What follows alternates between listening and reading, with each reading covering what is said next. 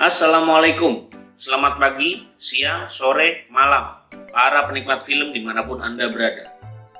Pada episode kali ini, saya akan mengulas sebuah film yang berjudul Ocean Eleven. Film ini diproduksi pada tahun 2001, disutradarai oleh Steven Soderbergh. Film ini dibintangi oleh bintang-bintang film terkenal, diantaranya George Clooney, Brad Pitt, Matt Damon, dan Julia Roberts. Film ini cukup menarik karena membahas suatu usaha pencurian kasino di Las Vegas oleh sekelompok pencuri yang profesional. Mau tahu keseruannya? Mari kita simak rangkumannya. Check it out. Film dimulai dengan adegan di suatu penjara, di mana pemeran utama dalam film ini yaitu Daniel Ocean atau kita sebut Danny, diwawancarai oleh seseorang terkait pembebasan bersyaratnya. Danny ditangkap karena berbagai macam kasus penipuan dan pencurian. Singkat cerita, akhirnya dia pun diberikan pembebasan bersyarat dari penjara. Scene berlanjut di mana Danny menuju suatu kasino di New Jersey. Danny menghampiri sebuah meja judi dan mulai bermain judi. Sambil bermain, nampak Danny melihat ke seseorang yang nampaknya dia kenal. Orang itu pun menghampirinya. Orang tadi pun meminta kawannya menjadi bandar di meja tersebut untuk beristirahat. Orang tersebut bernama Frank Catton. Frank memberikan isyarat kepada Danny untuk menemuinya di restoran kasino. Danny nampak melihat sebuah artikel di koran terkait seorang pemilik kasino di Las Vegas. Mereka pun berbincang di restoran kasino tersebut. Danny bertanya kepada Frank apa dia mengenali orang di koran tersebut. Frank pun menjawab bahwa dia mengetahuinya. Scene berganti ke California di mana lakon lainnya yang bernama Rusty sedang berbincang dengan seseorang mengenai perjudian. Mereka pun masuk ke dalam sebuah tempat judi di sana. Tak berapa lama Rusty mulai berjudi dengan beberapa orang di suatu ruangan. Rusty pun beristirahat sambil minum-minum untuk menghilangkan kepenatannya bermain judi. Ketika kembali ke ruangan judi tadi, dia nampak kaget karena melihat Danny sudah ada di ruangan itu. Beberapa orang mulai menanyakan pekerjaan Danny. Dia pun menjawab bahwa dia baru saja keluar dari penjara karena melakukan pencurian. Nampak Rusty sudah mengenal dengan baik Danny. Danny pun mulai bermain dan membuat taruhan di awal yang besar. Rusty mencoba meyakinkan orang-orang di meja tadi kalau Danny hanya menggertak saja dengan taruhan besar agar mereka mundur. Dari omongan Rusty tersebut, akhirnya orang-orang tersebut malah tidak ingin mundur dan malah menaikkan taruhannya. Danny pun membuka kartunya dan ternyata kartunya menang. Sambil melihat Rusty dengan senyum yang memiliki sejuta arti. Mereka berdua pun keluar dari tempat perjudian tersebut. Mereka naik sebuah mobil dan berbincang. Nampak mereka berdua merencanakan sesuatu. Mereka akan merampok kasino yaitu Bellagio, MGM Grand, and The Mirage yang berangkasnya terhubung jadi satu. Milik seseorang yang bernama Terry Benedict. Mereka mendatangi seseorang yang bernama Ruben, yang nantinya akan menjadi donatur untuk misi pencurian yang akan mereka lakukan. Ruben berbicara kepada Danny dan Rusty bahwa rencana mereka gila, yaitu mencuri sebuah kasino. Karena kasino memiliki pengamanan yang sangat ketat. Ruben pun menceritakan 3 perampokan terbesar di Las Vegas. Pada kasus pertama, pencuri kasino berhasil dihentikan di dalam kasino. Pada pencurian kedua, pencuri kasino berhasil sampai di pintu keluar kasino dan dihentikan oleh security. Dan yang ketiga atau yang nyaris berhasil adalah pencuri kasino berhasil keluar dari kasino dan ditembak oleh security dan berakhir dengan kematian. Intinya, mencuri kasino itu mustahil, kata Ruben. Dengan tersenyum, mereka pun akhirnya pergi meninggalkan Ruben. Sebelum pergi, Ruben menanyakan kasino mana yang akan dicurinya. Mereka pun menjawab akan mencuri kasino milik Terry Benedict. Ruben pun akhirnya bercerita kalau Terry Benedict telah menghancurkan kasinonya. Dan untuk mencuri kasino, membutuhkan kru yang sangat-sangat terlatih. Akhirnya mereka pun memberitahukan siapa-siapa saja yang nantinya akan jadi krunya. Yang pertama adalah Frank Catton yang nantinya akan menjadi orang dalam kasino. Yang kedua adalah driver dan pengalian yaitu Malloy bersaudara. Kemudian ahli komputer dan elektronik yaitu Livingston Dale. Yang selanjutnya adalah ahli peledak yang bernama Basher. Kemudian ahli akrobatik yang akan digunakan untuk menyusup yaitu Yen. Dilanjutkan Saul Bloom yang akan berperan sebagai penjudi. Kru yang terakhir atau yang ke-11 yaitu seorang pencopet jalanan yang bernama Linus. Mereka bersebelas pun akhirnya berkumpul di Las Vegas, yaitu di rumahnya Ruben selaku donatur misi pencurian tersebut. Danny selaku ketua misi pencurian memberikan ucapan selamat datang kepada mereka dan mempersilahkan untuk masuk ke rumah untuk briefing teknis lebih lanjut terkait pencurian kasino yang akan mereka laksanakan. Sambil briefing, mereka saling bertanya satu sama lain terkait perampokan tersebut. Memperhitungkan berbagai macam kemungkinan dan pertanyaan yang paling penting adalah bagaimana mereka keluar membawa uang yang begitu banyak dan keluar dari kasino tersebut. Film ini sangat direkomendasikan untuk ditonton dengan konsentrasi yang tinggi dikarenakan setiap detil yang diberikan akan memberikan informasi yang penting terkait metode pencurian yang digunakan. Mereka pun mulai melakukan pendalaman terhadap kasino yang akan mereka rampok tersebut, mulai dari mencari data, mencatat waktu, serta kebiasaan-kebiasaan yang ada di kasino tersebut. Kemudian rencana kedua, mereka harus menggelapkan kota atau mematikan listrik di kota Las Vegas selama mereka beroperasi. Besser ditunjuk untuk tugas ini. Kemudian tugas berikutnya adalah mereka harus mempunyai akses terhadap kamera CCTV di kasino ini. Livingstone Della yang ditunjuk untuk tugas ini. Kemudian mereka pun membuat replika brankas yang sama persis seperti brankas yang akan mereka rampok. Linus mendapatkan tugas untuk memata-matai Terry Benedict, sedangkan si Malloy bersaudara bertanggung jawab untuk transportasi dan pengalihan dalam operasi mereka tersebut. Saul pun menyiapkan diri untuk dijadikan seorang penjudi yang high class, yang ditujukan untuk kelancaran pencurian tersebut. Dia akan berpura-pura menjadi Lyman Zerga. Dari pantauan Linus, ternyata Terry Benedict adalah orang yang sangat disiplin dan sangat on time. Dia memberikan hasil pantauannya tersebut kepada Rusty untuk dijadikan masukan sebagai data bantu untuk kesuksesan pencurian mereka. Linus pun menceritakan perihal pacar dari Terry Benedict yang berprofesi sebagai seorang kurator yang bernama Tess. Ternyata Tess adalah seorang mantan istri dari Danny. Rusty pun mengajak Danny berbicara terkait hal tersebut. Rusty akan keluar kalau memang pencurian ini ditujukan untuk merebut Tess kembali dari tangan Terry Benedict. Danny pun menegaskan itu hanya sampingan dan target utamanya adalah mencuri uang dari kasino milik Terry Benedict.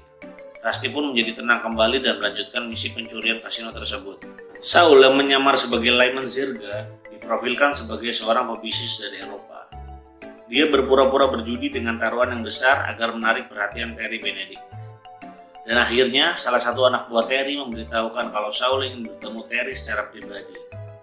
Di tempat lain nampak Tess menunggu seseorang di suatu restoran. Seseorang menumpuk pundaknya. Yang dikira Tess adalah Terry.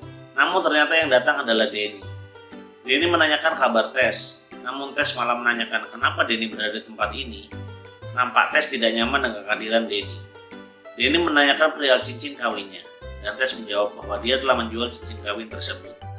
Danny menjelaskan kalau dia datang untuk merebut Tess dari Terry Benedict. Di tempat Saul berada, dia memberikan sebuah info kalau dia ingin menitipkan barang berharganya di kasino itu. Terry menawarkan jasa penyimpanan di sebuah brankas biasa, namun Saul menolaknya dan ingin tempat yang lebih aman atau dengan kata lain brankas yang paling aman. Terry pun mengiyakannya. Tak berapa lama ketika Danny dan Tess sedang berbincang, Terry sudah berada di samping mereka berdua. Tess pun memperkenalkan Danny kepada Terry. Nampak Terry tidak menyenangi kehadiran Danny di situ. Dia pun memanas-manasi Danny dengan bermesraan dengan Tess. Akhirnya Danny pun pergi. Tanpa disadari ternyata Linus dari tadi mengikutinya dan mengetahui tentang pertemuan tersebut. Mereka pun melaksanakan gladi untuk rencana misi mereka tersebut. Satu-satu mereka mulai merangkai siapa dan harus berbuat apa pada waktu yang telah ditentukan. Tiba-tiba Besser sang ahli peledak datang dan menyampaikan bahwa ada sebuah masalah. Bahwa ahli listrik Las Vegas sedang memperbaiki sistem listrik di kotanya agar tahan terhadap guncangan sehingga tidak mati lampu lagi saat terjadi guncangan. Itu akan menggagalkan rencana Besser yang akan membuat mati lampu dengan guncangan. Namun ada jalan lain, yaitu dengan mencuri sebuah jepitan atau bisa disebut sebuah alat yang dapat memberikan kejutan elektromagnetik dalam skala besar dan dapat memberikan efek mati lampu selama beberapa detik. Mereka pun memutuskan untuk mencuri jepitan tersebut di sebuah institut teknologi di California. Danny, Yen, dan Besser bertugas untuk mengambil jepitan tersebut, sedangkan Linus dan Malloy bersaudara bertugas untuk standby di mobil. Pada saat menunggu, Malloy bersaudara bertengkar sehingga Linus tidak nyaman dan dia pun keluar untuk menyusul tim yang sedang mencuri. Danny, Yen, dan Besser berhasil mencuri jepitan tersebut. Ketika akan kabur, dia menyadari kalau Linus tidak ada. Dan dia melihat ke arah bangunan institut tadi dan melihat Linus sedang dikejar-kejar oleh satpam. Dia pun berhasil kabur dari kejaran satpam, namun tangan Ian menjadi korban karena ketika akan menutup pintu, tanpa sengaja tangannya terjepit pintu mobil yang melaju dengan cepat secara tiba-tiba untuk kabur. Danny pun memarahi Linus karena tidak disiplin. Setibanya di kamar hotel, markas tempat mereka menjalankan misi, ternyata ada sebuah masalah lagi, yaitu Danny yang bertugas sebagai ketua tim telah dijadikan daftar buron oleh Terry Benedict. Dia akan langsung ditangkap kalau masuk ke kasinonya. Anggota tim yang lainnya pun cekcok dan mempertanyakan kenapa bisa begitu. Ternyata buntut pertemuan Danny dengan Tess. Terry jadi lebih bersiaga dengan kedatangan Danny dikarenakan Terry mengetahui tentang asal-usul Danny. Danny pun harus keluar dari tim dan ketua tim berubah menjadi Rusty selaku asisten Danny. Demi keberhasilan misi dan keselamatan mereka semua, posisi Danny akan digantikan oleh Linus. Kemudian Rusty melatih Linus agar bisa memerankan tugas Danny yang keluar dari misi tersebut. Nampak Saul yang ternyata memiliki sebuah penyakit kelihatan terengah-engah sebelum menjalankan misi pencurian tersebut. Rusty menanyakan kondisi Saul dan Saul pun berpura-pura sehat serta menyanggupi untuk memulai operasi pencurian tersebut. Misi pencurian kasino pun dimulai. Operasi itu bertepatan dengan digelarnya pertandingan tinju yang cukup meriah. Saul yang menyamar pun menemui Benedict dan membawa barang berharganya yang akan dititipkan di berangkas kasino milik Terry Benedict. Mereka pun berjalan menuju berangkas. Sesaat sebelum sampai berangkas, Terry melihat Danny yang sedang bermain judi slot. Dia pun memerintahkan anak buahnya untuk mengamankan Danny. Tak berapa lama ternyata ada juga seseorang yang mengenali Saul.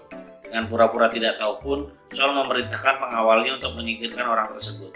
Terry mulai curiga. Terry dan Saul pun sampai di ruang transit berangkas dan melaksanakan serah terima barang yang akan dititipkan di berangkas. Saul yang sudah dicurigai tidak boleh menuju berangkas dan anak buahnya yang akan membawa barang tersebut ke berangkas yang telah ditentukan untuk menaruh barang milik Saul tersebut. Tim yang lain nampak sedang menyiapkan jepitan untuk skenario pemadaman listrik. Si Malloy bersaudara bertugas untuk membawa Yen dengan menggunakan meja dorong tipuan yang akan digunakannya untuk menyusup ke berangkas.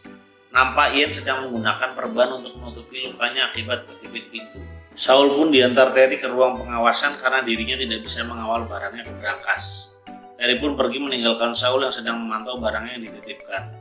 Linus pun beraksi dengan berpura-pura menjadi seseorang dari komisi permainan kasino yang melaporkan ada indikasi pegawai Terry yang bermasalah.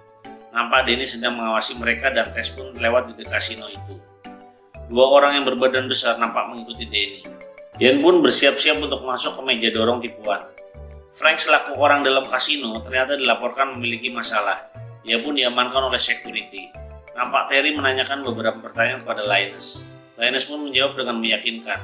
Linus pun memberitahukan kalau Frank memiliki masalah dan Terry memerintahkan untuk berbicara di tempat lain terkait permasalahan tersebut. Danny yang mengikuti Tess akhirnya bertemu di restoran. Nampak Tess tidak menyukai kehadiran Danny. Tess yang terus mengoceh seketika diam karena ternyata Danny datang untuk mengucapkan perpisahan kepadanya. Seketika Danny mencium pipi Tess dan pergi meninggalkannya. Tess pun terdiam. Danny pun pergi namun ternyata dua orang yang besar tadi mencegat Danny dan Danny pun dibawa ke suatu tempat. Di tempat lain Frank diinterogasi oleh Linus. Ternyata dia adalah mantan napi dan itu dilarang oleh komisi permainan kasino. Dengan nada rasis, Linus pun menyinggung hati Frank dan Frank menyerang Linus. Linus pun menghindar dan tanpa disadari karena mahir mencopet, dia mengambil sesuatu dari kantung Terry. Di tempat lain, Malloy bersaudara membawa meja dorong yang berisi yen untuk diletakkan di berangkas. Dengan berpura-pura tidak membawa kartu dan nyaris berkelahi, akhirnya meja dorong tersebut dibawa oleh petugas lain untuk diletakkan ke berangkas. Dan mereka berkata kalau itu barang punya Terry Benedict. Akhirnya meja dorong itu dibawa oleh petugas berangkas dan di lift ada seorang petugas lagi yang membawa barang milik Saul. Saul pun memantau dari monitor sambil mengunyah permen. Dia terlihat sangat pucat karena penyakitnya kambuh. Rusty pun bersiap untuk menjalankan tugasnya. Besa juga bersiap-siap untuk rencana pemadaman listrik. Setelah interogasi Frank selesai, Linus pun berjalan bersama Terry dan berpura-pura kalau pagernya tertinggal. Karena Benedict terburu-buru, dia pun mempersilahkan Linus untuk mengambil pagernya sendiri. Di tempat lain, Danny yang dibawa ke suatu ruangan oleh dua orang yang berbadan besar nampak sudah tahu apa yang akan terjadi selanjutnya. Benar saja, seorang tukang pukul yang berbadan jauh lebih besar pun datang. Danny pun dipukul orang itu dan Danny bilang ke orang itu harusnya dia tidak memukulnya terlebih dahulu. Ternyata tukang pukul tersebut sudah bekerja sama dengan Danny. Sungguh membingungkan, bukan? Dia malah membantu Danny untuk menaiki atap ruangan tersebut. Di tempat lain, meja dorong dan tas milik Saul sudah sampai di berangkas. Nampak Linus yang sedang berpura-pura mencari pagernya tertangkap kamera oleh seorang pengawas. Namun dengan sigap Saul yang berada di ruangan pengawas monitor pingsan seketika sehingga menimbulkan kepanikan. Orang-orang di ruangan pengawas pun tampak sibuk sehingga Linus pun dapat tetap aman karena Dale yang bertugas sebagai ahli hacker mengelabui kamera pengawas tersebut. Linus yang sedang berada dalam lift pun dikejutkan dengan kehadiran Danny yang ternyata dia ikut misi pencurian tersebut. Sesaat Linus jadi bingung sendiri. Danny pun membantu Linus untuk naik ke bagian atas lift. Di tempat lain, pertandingan tinju yang besar tampak akan segera dimulai. Penonton nampak sangat ramai menonton pertandingan tinju tersebut. Terry dan Tess berada di bangku penonton untuk menonton pertandingan tersebut. Beberapa saat kemudian nampak seseorang berjalan menuju ke arah tempat ruang pengawas monitor. Dan tahukah kalian, ternyata Rusty berperan menjadi dokter yang akan menolong Saul. Sungguh misi pencurian yang sangat terstruktur dan koordinir dengan baik. Danny dan Linus bersiap-siap menuju ke berangkas milik kasino. Di tempat lain, Rusty yang berpura-pura menjadi dokter memberikan pertolongan kepada Saul dan ternyata nyawa Saul dinyatakan tidak dapat diselamatkan. Tubuh Saul pun dibawa oleh Malloy bersaudara yang sekarang berpura-pura menjadi petugas medis. Danny dan Linus pun bersiap untuk menuju berangkas. Nampak laser pengamanan menyulitkan kerja mereka. Bassett pun bersiap dengan jepitannya. Di tempat lain, pertandingan tinju sudah dimulai. Bassett menyalakan alat tersebut dan seketika seluruh lampu kota Las Vegas padam. Kesempatan ini digunakan oleh Danny dan Linus untuk menuju ke berangkas dengan menggunakan tali. Mereka pun sampai di bawah. Tidak berapa lama listrik menyala kembali. Dan benar saja, seluruh kasino menjadi ricuh dan pertandingan tinju pun menjadi rusuh karena mati lampu tersebut. Danny dan Linus berhasil melumpuhkan petugas penjaga berangkas. Mereka pun bersiap untuk membuka pintu berangkas. Ian yang berada di meja dorong telah keluar dan ternyata barang milik Saul yang dititipkan oleh Saul adalah bahan peledak. Ian pun memulai atraksi di tempat sempit untuk memasang bomnya. Danny yang sudah diberi kode oleh Ian pun bersiap untuk meledakkan. Ketika akan selesai, ternyata perban Ian nyangkut di pintu. Dale yang mengawasi dari kamar memberitahu Danny untuk tidak meledakkan pintu dahulu karena Ian tangannya nyangkut. Namun alat komunikasi mengalami gangguan sehingga Danny tetap akan meledakannya sesuai rencana. Lucunya, ketika akan meledakkan pintu itu, ternyata alat yang berfungsi sebagai exploder macet. Dan ternyata baterai exploder tersebut belum dipasang. Dan benar saja ketika baterai yang dipasang, pintu seketika meledak. Mereka pun masuk ke dalam dan Ian tampak mengamuk karena terkena dampak dari ledakan tersebut. Mereka pun mulai untuk mengambil uang-uang yang ada di berangkas tersebut. Pertanyaannya, bagaimana mereka akan keluar dari berangkas tersebut? Tetap stay ya nonton ulasan film ini, karena kalian tidak akan mengerti kalau tidak nonton film ini sampai selesai. Rencana pun berlanjut, kali ini Rusty yang beraksi. Dia menelepon seseorang yang ternyata adalah Tess. Tess pun bingung karena ada bunyi dering telepon karena dirinya tidak membawa telepon. Tess pun mengangkatnya. Ketika mengangkatnya, Rusty menyuruh Tess untuk menyerahkan HP tersebut kepada Terry. Rusty pun berbicara kepada Terry kalau kasinonya sedang dirampok. Dia diarahkan untuk menuju ke ruangan monitor pengawas. Terry bilang kalau berangkasnya baik-baik saja. Tentu saja karena itu sudah dimanipulasi oleh Dale. Sesaat kamera berubah, pemandangan jadi berangkas yang rusak dan penjaganya sudah dilumpuhkan dan ada beberapa orang tampak sedang memasukkan uang ke dalam tas. Tess berpikir bagaimana ada HP di sakunya. Dia ingat, ternyata Danny memasukkan HP itu ke kantongnya saat dia mengucapkan perpisahan. Tess pun pergi dari ruangan monitor itu. Sesaat Terry pun pasrah karena berangkasnya dibobol. Dia pun menanyakan dengan kesal ke perampok bagaimana dia akan keluar. Perampok yang tidak kalah pintar pun memberikan penawaran kepada Benedict. Dia tidak akan mengambil semua uangnya. Dia hanya akan mengambil setengah uang yang ada di berangkasnya, tapi dengan syarat-syarat yang telah diberikan oleh perampok tersebut. Rusty tampak kaget karena tiba-tiba Tess sudah ada di depannya. Dia pun menanyakan keberadaan Danny. Rusty bilang kalau Danny menyuruhnya memberitahukan kepada Tess untuk menonton TV saja di kamarnya.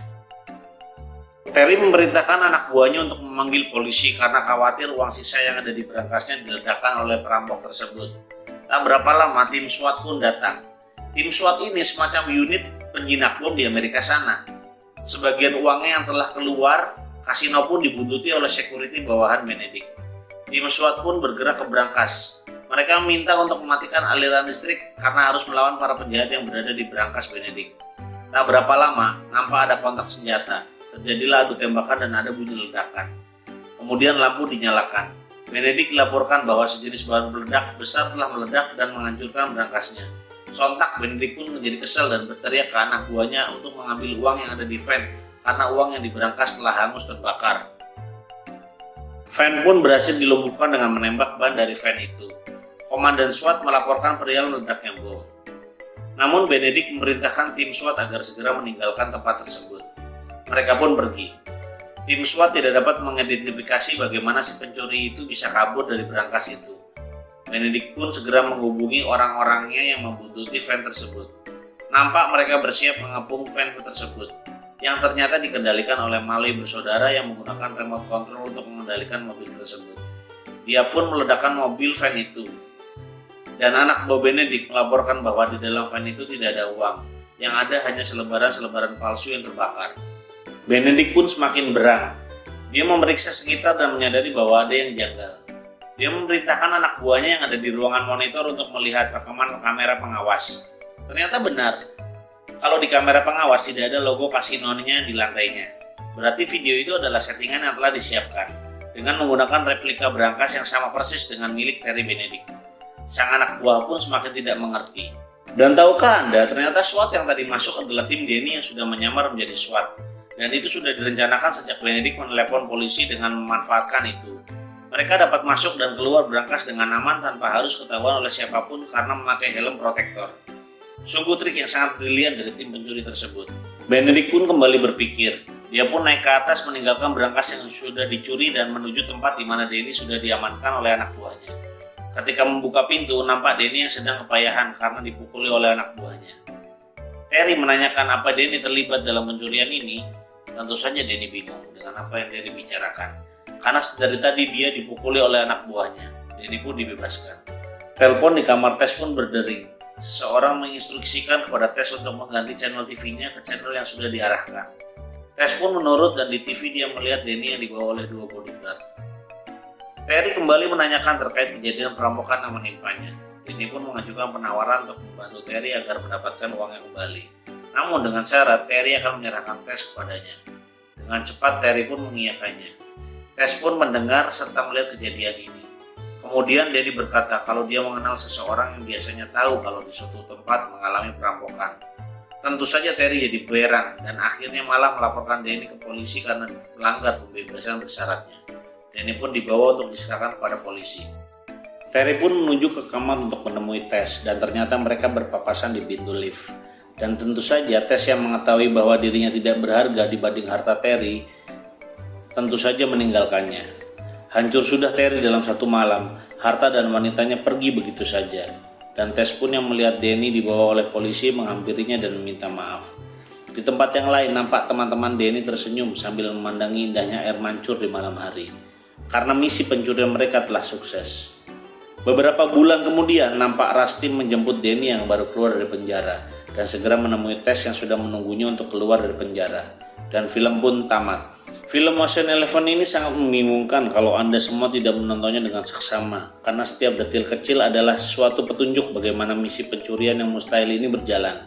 Jadi yang mau nonton film lengkapnya, saya sarankan agar menontonnya dalam keadaan yang fit dan tidak di skip-skip adegannya, karena Anda akan bingung sendiri untuk mengikuti alurnya. Demikianlah review film pada episode kali ini.